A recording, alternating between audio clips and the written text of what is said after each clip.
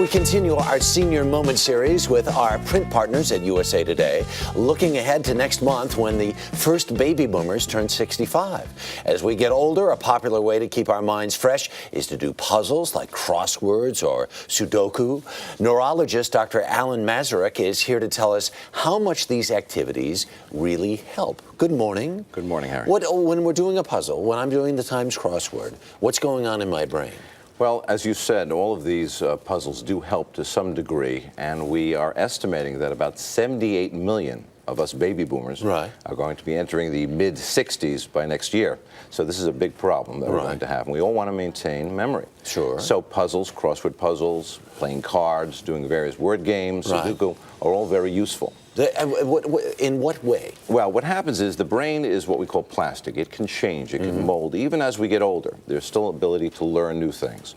And we call this neuroplasticity. It's not really made out of plastic, but certainly there's changes, of course, in brain chemistry, changes in brain size that come about from doing these new tasks. And puzzles are one way of doing that. Now, I found in my practice that I've done computer interactive games. We've done computer interactive exercises where individuals will actually do it with the computer, and the computer will adjust its abilities to your abilities. Oh, okay. All right. So you don't have to be intimidated necessarily. On the other hand, while this may make us feel good, doesn't the most recent science suggest it doesn't do any good whatsoever in trying to stave off the effects of Alzheimer's disease? Like everything in the medical community, there's always a debate. And, you know, coffee is good one week and it's bad the next week, and it's good again the following week.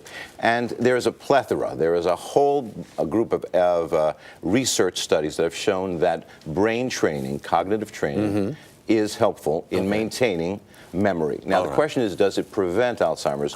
That's really the question that's being studied. And my feeling is that if it helps you in your day-to-day life in maintaining brain function, then it's got to be a no-brainer. It's got to be a good thing. The other thing that comes out in all of these studies, though, is while all of these kinds of activities may be admirable in some way or even and probably advisable, the thing in the long term that keeps us sharpest is our interpersonal relationships. Correct. Absolutely correct. And I tell this to patients all the time. I say, if you don't have the time to do the crossword or do the jumble or do Sudoku, you have to get out and have lunch with your friends. Go to a diner and have lunch. Have that social interaction. How many of us know our parents, grandparents who are spending time in the house, watching television, not interacting with one another? It's that interaction. By the way, that's another reason why I'm using this computerized interactive game called Cognifit at cognifit.com, and it's useful because it interacts with the individual if he doesn't have the social network the opportunity to get out and about. Different than a crossword puzzle, which basically is just on paper. If the difficulty of the challenge of the exercise can be adjusted,